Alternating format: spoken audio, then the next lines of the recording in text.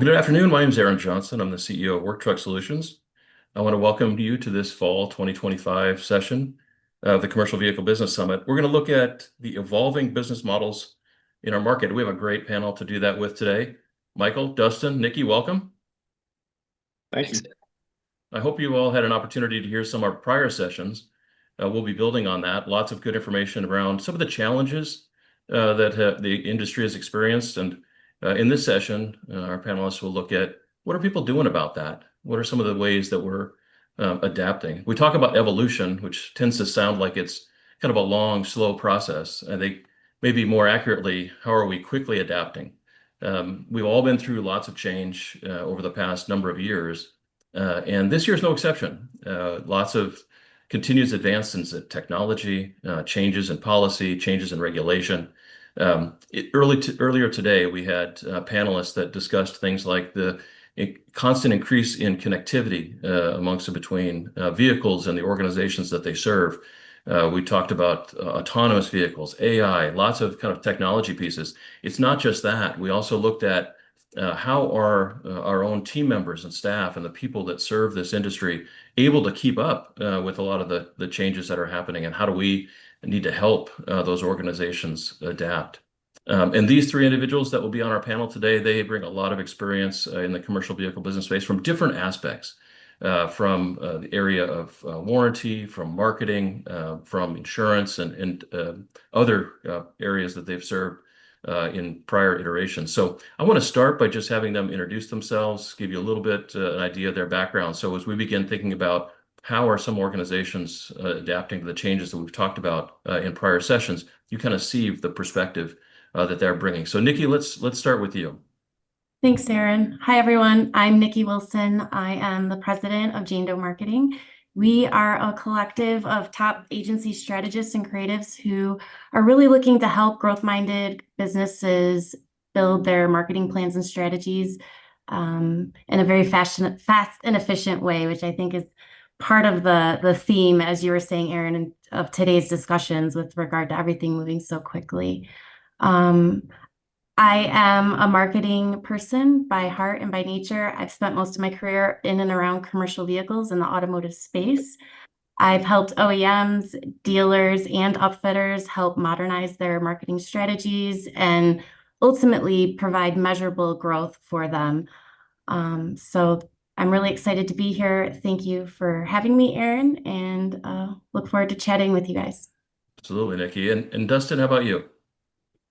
I'm director of sales at Truck Suite, and Truck Suite's an aftermarket warranty company that's been around since 2018. Our owners, Lynn Murphy and Alan McDonald, are two pioneers in this industry that help structure the layout of most warranties that you'll see in this industry today, and moving forward and creating an array of products that are focusing on the used truck market and helping these guys be successful and minimize costs. That's great, Dustin. And, again, one of the things that I think when you think about the industry as a whole, we don't always think about all the different aspects. And I've been fascinated in our conversations how you're able to help organizations think about the longevity of their vehicles in a different way based on some of the products that you provide. And Michael? Thanks for having me, Aaron. My name is Michael Jones, Managing Director at Routeway Insurance. We are a specialized insurance broker and business services organization. We really focus on work trucks and the businesses that surround that ecosystem. We lead with logistics and distribution, but we serve businesses of all kinds in that space.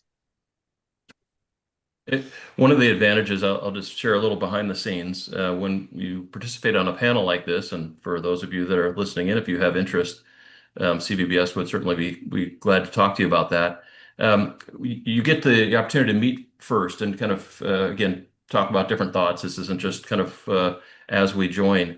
And it was fun in our just pre-session right before this. I just wanted to share, each one of us has a different area that we operate within the commercial space. And Dustin was sharing that he's kind of in North Carolina watching some of the recovery in the Asheville area. And we were just struck by some of the pictures that you'll see anytime major natural disaster or a pending storm or something like that comes. you'll see the freeways and you'll see one direction, a long line of passenger cars with, you and me in it, and another line going the other direction with just endless work trucks ready to take care of, whatever needs to be done. So that's why we do this. That's why we care about this industry. And so as we think about the different business models that are starting to evolve, each one of us is looking for ways that we can best serve that end customer, that fleet, to those drivers, the organizations that are utilizing everything that we're kind of trying to assemble to the best outcome possible.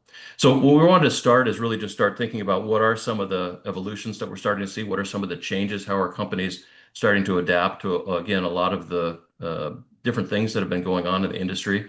And so, Dustin, I'll start with you. Within your organization and your customer base, what are you starting to see in terms of how organizations are beginning to adjust and adapt to some of these changes that we've been discussing?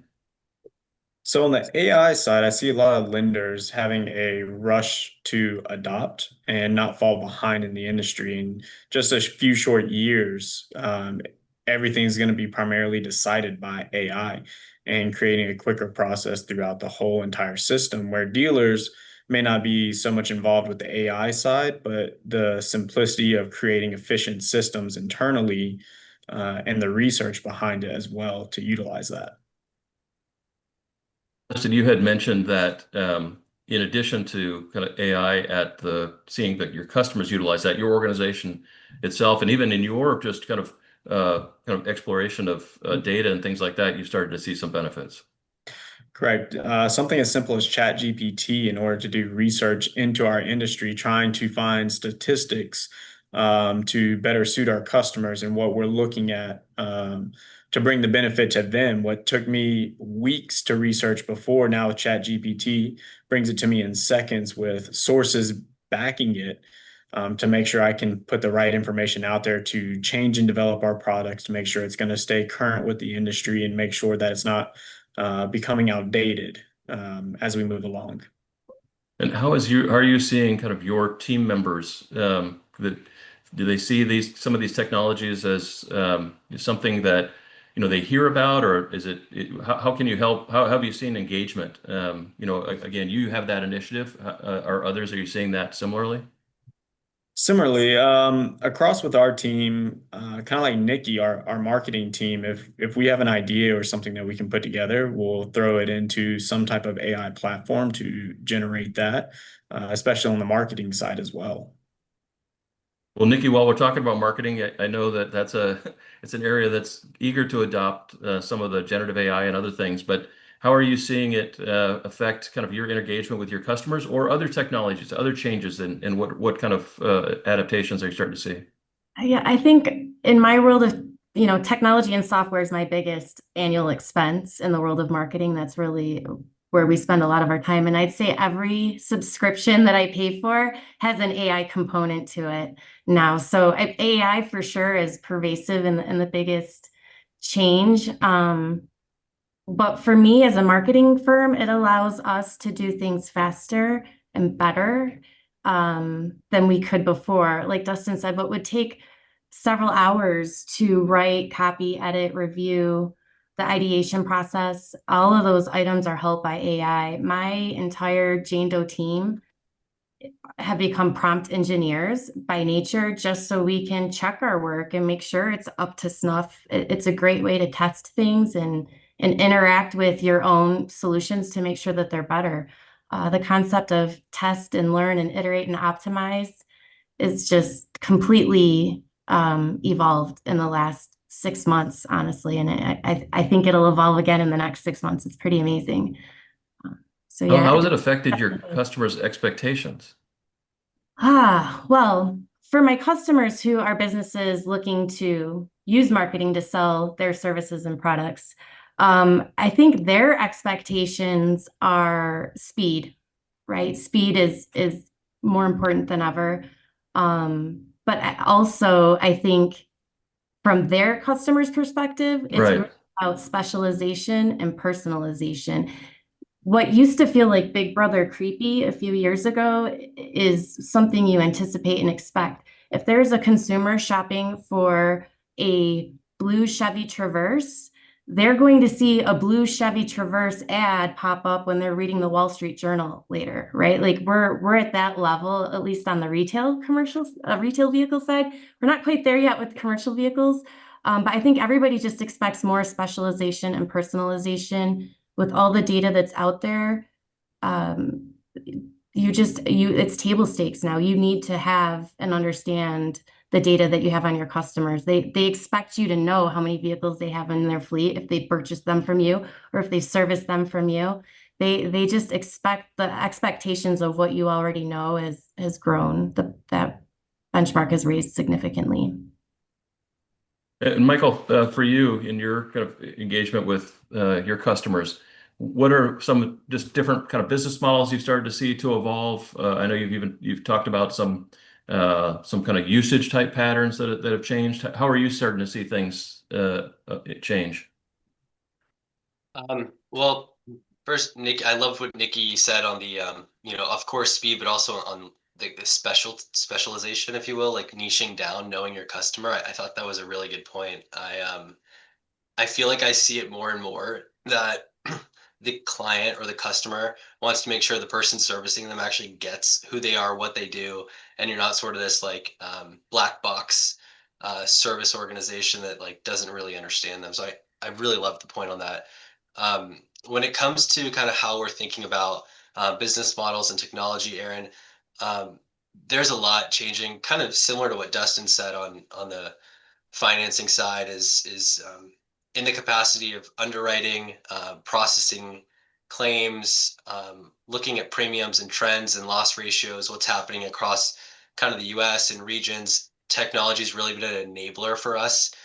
So when it comes to AI assisting in underwriting, telematics and connected vehicles, that's real-time insights, which really push us from a reactive world to a very predictive and proactive world, ultimately at the benefit of the client. And so if you think about healthcare and sort of an Advil to cure a general symptom, I feel like the trend in healthcare is going very, I'm going to make a solution for you and not for necessarily this broad symptom.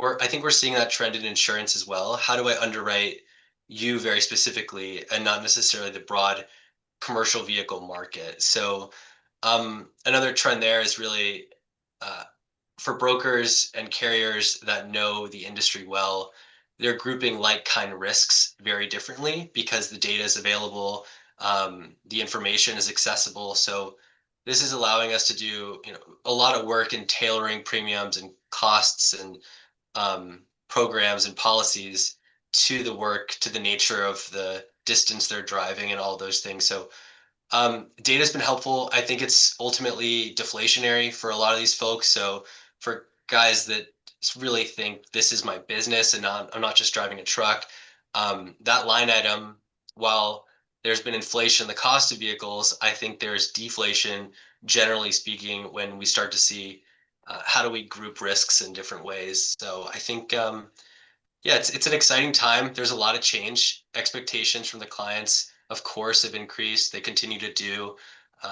Aaron, you talked about disaster relief earlier. We tend to work more of a 9 to 5 job. Disaster relief tends to be around the clock.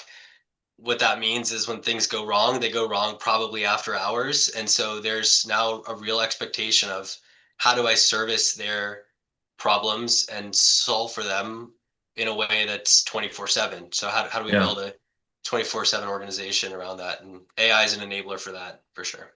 So Dustin, you were commenting on that earlier as well. Just the kind of service expectations or the way that you want to be at your customer's kind of point of need. Yeah, and as we go into this market, some of the things that we've looked at is newer trucks are becoming more expensive. So customers are staying with these used trucks. So in our industry, what we experience is all used trucks. And when we're focusing on this, extending the life out on it and having AI at our back door to be able to search, research repair shops, find out what's closer to them, find reviews, or incorporate that in some way, shape, or form into their business, it's helping stretch their dollar a lot farther. And AI has become a tool in it to enable that. Before, you kind of were stuck with what was local, what you could call on, what you knew, but you have so many ways and avenues out there now to be able to extend your dollar a lot farther. Yeah. Michael, when these again, you're getting into now very personalized, and we'll get back to you on this topic too, Nikki. When you get on this kind of very personalized, especially for a product like insurance, and whereas you're very much specifically looking at how this operator is utilizing the vehicle, maybe to the using the telematics data, connectivity, those sorts of things.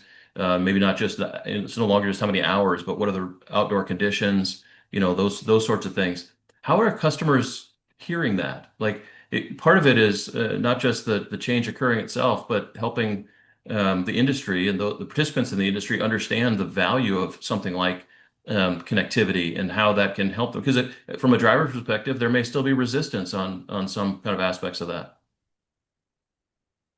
There's definitely resistance.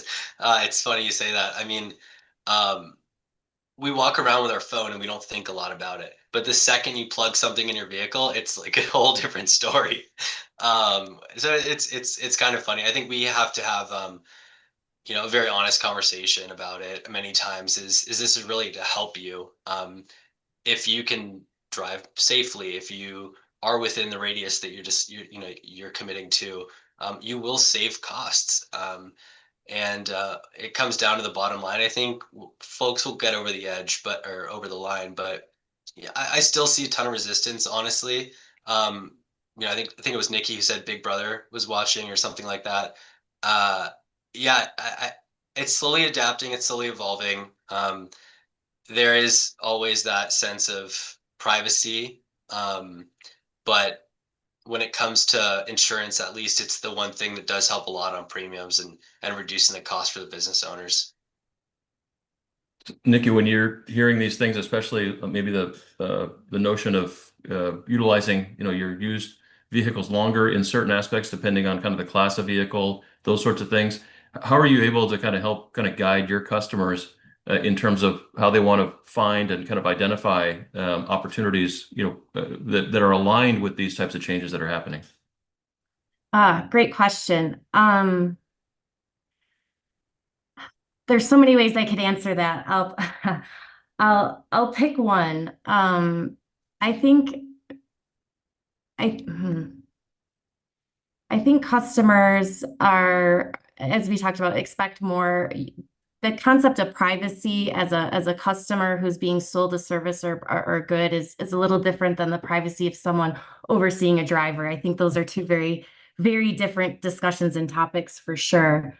But I do think that the concept of my privacy and my data, it's not as important as it was 10 years ago to most everyone. Those of us who are maybe scaling on the older end of the workforce are more concerned about privacy than, my kids don't care about TikTok taking all their data when we were learning about that a couple of years ago.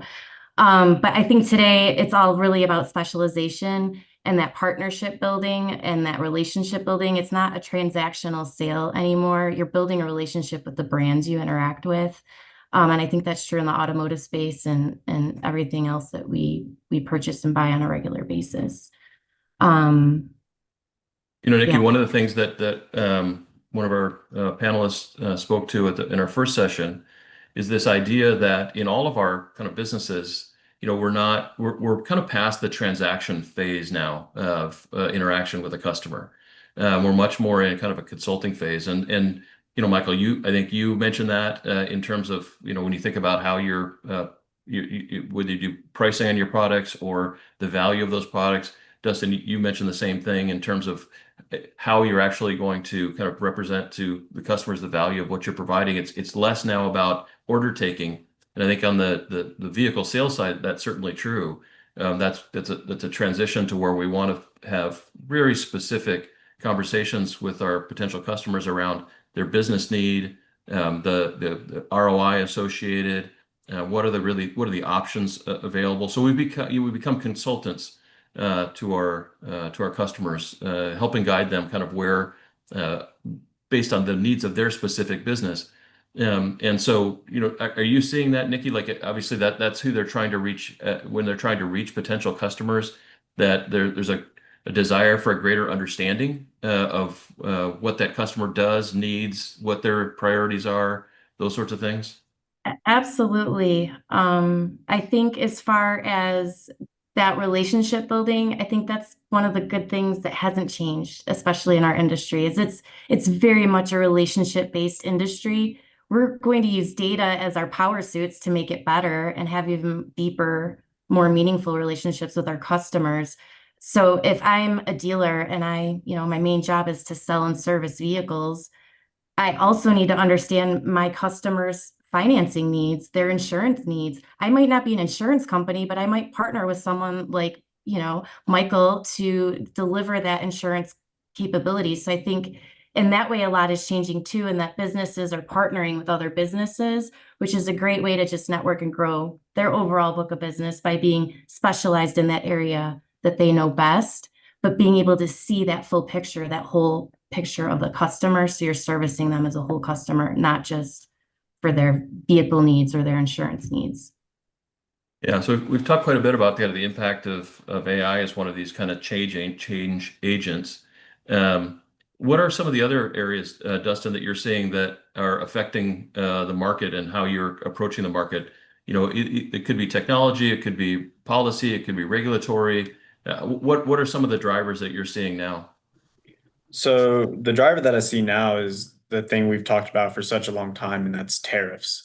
The biggest thing being tariffs on new trucks. And the reason we talk about this so much is this could take a truck that's 180,000 and push it over $200,000 now to own this asset that is going to be the driver of your business.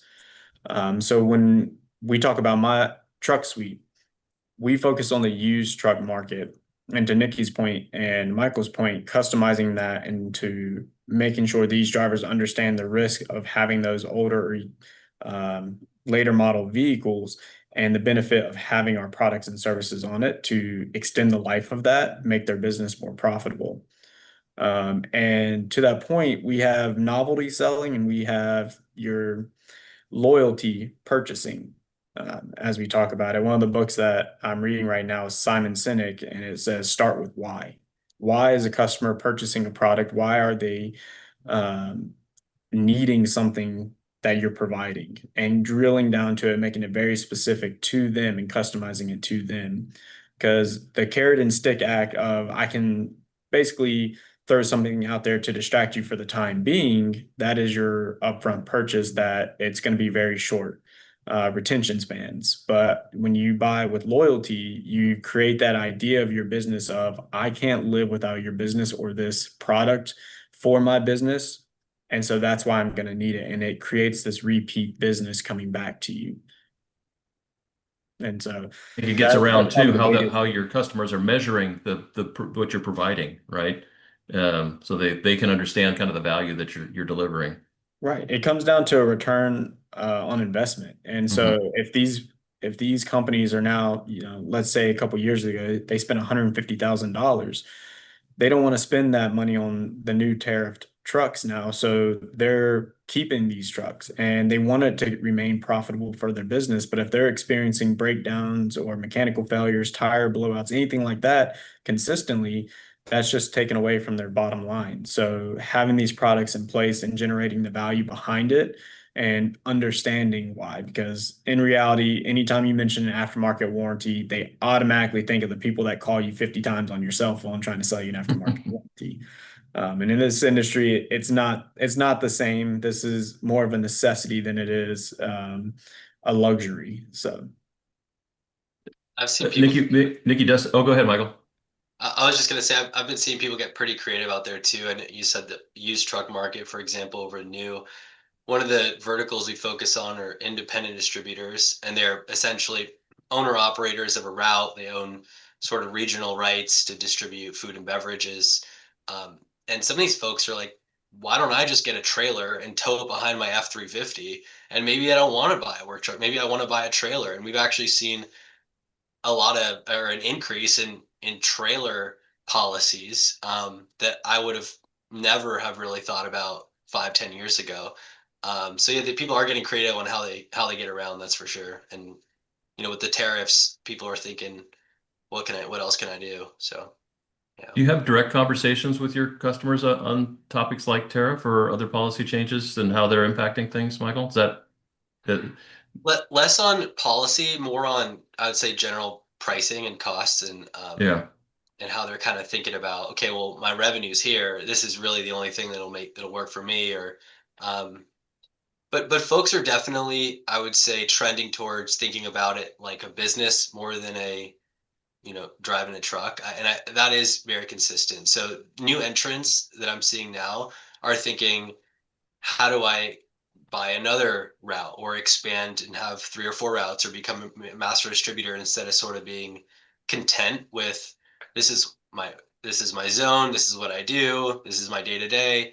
I am seeing a spirit of entrepreneurialism in the world of late, um, in the new entrants, I should say. So that's been cool to watch. Those Yeah, that folks. was a topic. One of the things that was mentioned in an earlier session as well is that one of the drivers of change is, in any industry and in our, in our families everywhere else, as the demographics change, as the, Yeah, new people come in with different expectations. Nikki, you mentioned, folks that had grew up with, a phone, have maybe both different expectations, different understanding, different kind of view than, I may. Not that, that much older than they are, a little bit. So how are you starting to see that kind of come into play, Nikki, in your work? And then the other question I had for you are, as Dustin and Michael mentioned some things around kind of outside influences that affect their businesses. Are you being asked by some of your customers to help educate the market broadly or their customers about some of these drivers? Um, Drivers of technology change, is that what Or, you mean? do you feel like from a marketing perspective, customers are wanting to educate their customers on things like tariffs or on things like, these sorts of kind of change agents? Absolutely. And, I'd say that's a clever way to interact with new potential customers is to be out there in the spaces you're comfortable to be an authoritative voice on, right? Is to get out there and talk about it. Um, it is interesting what in the world of marketing, we'll call them lead magnets, right? Whether you write a white paper or something that you create that try to give people to get your information or give you their information. A lot of the topics that my clients write about are not directly related to the products or services that they're selling. It really is about helping people understand the space that ultimately will hopefully drive them to purchase from that brand. But yeah, that is definitely a thing that I don't think was as important a few years ago. I also think because we're so much more open as a society to share our data, it does enable us to get really specific on our marketing tactics. Let's say you have, you know, you own a landscaping company and we can tell in the world of marketing and data how long you've been in business, how many vehicles you have registered in that state. And now we're just starting to get to the point to say, oh, is it a dump truck? Is it a stake truck? Right? We're just starting to get that data, which is super exciting. It's like the holy grail of data in my mind of commercial vehicles. But I think that's where we're right on the cusp of in this commercial space is getting to that level of data and granularity. So I think educating our customers on what we know about them, if that makes sense, impressing them with the things that they should care about. Going back to Dustin's comments, start with why. Why do they care? And really trying to address that. All cool things we can do now that maybe seem way too complex for the year 2010, let's say. Yeah. Are there changes that or adaptations, kind of evolutions that you're trying to, if you walk into a customer today, any of you, that you would encourage them to make, that you feel like you're able to kind of lead some of those things or provide best practices to your customers that you've observed? I mean, I'll start and I'll Yeah. pass it to you guys. We've been talking about AI a lot. There's a lot of tools out there. It's overwhelming if you haven't got started, but I would say at a minimum, get all like your entire company workforce should have some basic minimum training of AI. And anyone that's ideating, strategizing, analyzing data should probably have access to an AI tool to help them with those tasks and activities. I'd say that would be the one small step that could be really transformational for your business and your operations in the future, is just start embracing instead of shying away from those AI tools. Dustin, do you see your organization and kind of across the board helping kind of lean in, and then the same way with your customers to try to encourage them areas where you've seen best practices they might benefit from? Yeah, some of the best practices that I see or I always try to educate on is providing the information you see best for the customer. Because you run in, and especially when it was just Googling, you got this paralysis by analysis. There was so much information in the field when it comes to really anything about a truck. If you Google warranty, if you Google marketing, if you Google insurance, there's 1,000 different options that come up. And the driver kind of goes on shutdown and says, never mind, I'm going to think about it, because it's information overload. You're drinking from a fire hydrant at that point. Mhm. And so trying to tell them, hey, customize this. These are professionals in their industry driving. They know what they have to do for driving, but you're the professional to suit them for that job. So you need to educate them, tell them what's exactly going to cover them or protect them when it comes to insurance, what they need, or who they can go to as a trusted source, and providing that feedback. So instead of letting them go and do their own research, help educate them and send them to the people you trust internally. Yeah. How about you, Michael? Best practices that your organization, you are trying to promote both internally and externally? Um, well, I would say on to Dustin's point, I agree that, and it was, I think it was last year's theme, reciprocity, Yeah. around, building that ecosystem of the trusted network, right? And I think that's a big reason we've moved from sort of just being an insurance brokerage to more of a platform for vehicle services from the business side. So from incorporations to banking to payroll, to purchasing vehicles or buying routes. I think we've broadened the platform mostly to help build the trust, to Dustin's point. But in terms of implementing or looking at change and, supporting them and like what best steps they can approach, it's probably for the new entrants. A lot of things haven't changed in a long time in many of these industries, but they are starting, and there's a lot of things changing quickly. And I think probably the word of caution I always give is, people try to make things faster and automated, like, to start. And probably it's better to think, um, why does this step exist in the first place? So kind of Mhm. questioning the status quo, and then maybe starting to simplify the way that things are being done, and removing things, instead of just jumping to the automation component. Because oftentimes I know when we've, put out tools and work to make our own processes more efficient, it's actually been a lot of more of removing barriers than it has been kind of automating the existing workflow. So advice to the new entrants is just take a step back. You have the advantage of not being bent by the way that it's been done. So, um, try to, innovate and not necessarily take it for what it is. Maybe if you kind of think about what outcome you're trying to achieve versus what steps you're trying to achieve along the way, and maybe there's again now there's techniques, there's technology, there's things that you can leverage that can help you kind of skip steps versus just get faster between steps. Yeah. So really kind of change the bend the curve, not just kind of flatten it a little bit. Yeah, and that really, I think in the earlier sessions you were mentioning the connectivity, of the ecosystem. That's really the enabler of the jump step. It's, well, we already have this information. It's real time. Nikki was saying, they're getting more granular, and the availability of the information is there. So it's exciting times. I think, it's easy to let it run away from us a little bit and say, oh my gosh, things are changing so quickly. But Yeah. there's some good under the hood, I guess you could You know, say. one of the things that uh, one of the earlier presentations in Jim Press's session, I can't remember which of the individuals said it, but the whole notion is that these changes, these challenges, if you will, that kind of keep coming up, that's what creates the opportunities, right? So that's where you have the ability to overperform, and so that's kind of right down what you were describing. I'm curious. This is just a technology that I have some interest in, and so I'm interested to see if you've started to see any changes in kind of approach for any of your industries around the notion of autonomous vehicles. And so, as that we've started seeing that certainly in major metropolitan areas, at least for moving passengers from here to there. But you also have package delivery, drones, those sorts of things. As you start looking at technologies like that, and I'm curious if from a marketing or insurance or warranty space, does some of that start to have interest? It's certainly been a topic of late.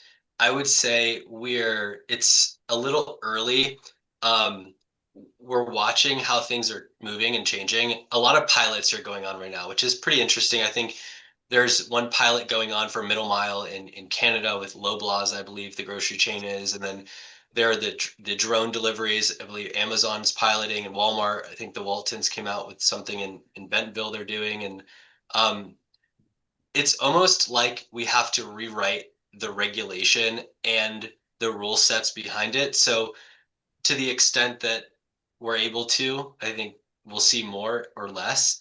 Um, Crossing state lines in an autonomous vehicle adds an enormous amount of complexity from an insurance standpoint, from a regulatory standpoint, at fault, right? Who's really at fault in the technology? Is it the technology? Was it so I think there's still a lot of open questions that we haven't necessarily figured out just yet, but it's a really interesting topic, and businesses are starting to pilot more, but I haven't seen material adoption in any way in the industries we focus in, um, Sure. mostly because it's very physical in nature. But the long haul space, I think there's been more experimentation. Yeah. Yeah. Dustin or Nikki, any kind of this encroached on your area at all? Not on That's my area. Okay. I was intrigued by the story that made the rounds not too long ago about the autonomous vehicle that made an illegal U-turn and got pulled over. And quickly became a now what do we do about this? So these are things that we try to anticipate as organizations and industries and technology shifts. So each of us really are at the end, our desire is to serve our customers in the most effective and efficient way possible. We want them to be successful.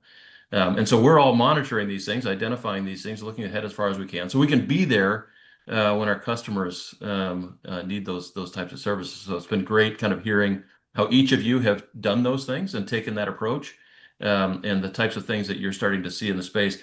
In just a minute or two we have left, maybe we'll just go around. Nikki, I'll start with you. Just for those that are listening, thoughts on, as you start seeing these type of changes kind of come to your environment, any kind of just last words. How should people think about these things? sure. I think look at it with open eyes and an open mind, right? There's so much technology out there that it can be a lot of white noise and overwhelming, like Dustin was alluding to earlier. But I think it just coming in fully aware of what's happening and trying to be aware of your own space and only your own space, and don't be so worried about everyone else's. Find people that know other verticals that your customers care about.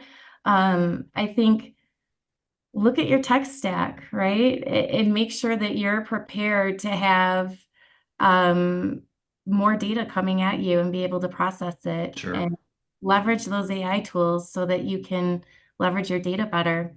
The world's becoming more measurable. We can measure view through rates, right? You've watched a commercial and then you visit a website. That is data as marketers we can track now, which is pretty exciting. Dustin, any last thoughts? Yeah, kind of piggybacking off what Michael said is, take a breather, step back, see what's going to suit your business. I think everyone's in this sprint they think there's a finish line nearby. They have to be there first when it comes to technology. It may not be the best situation for you. For Sure. finance companies that are taking hundreds of loan applications, AI might be a suitable reason to sort through that and get answers in a timely manner to keep everyone moving forward. For dealerships that are smaller, seeing, 10, 20 people a month, maybe you need to keep a personal feel to it. So just do what's best for your business. Take a step back. Just because you're not adopting at the same rate as somebody else doesn't mean you're less successful. Great words. Well, I want to thank all three of you for taking the time today. Greatly appreciate your expertise. I know those that are able to view this session will greatly benefit. So again, thank you so much, and best of luck to all of you. Thank you, Aaron. Thank you. Dustin. Thanks, Nikki.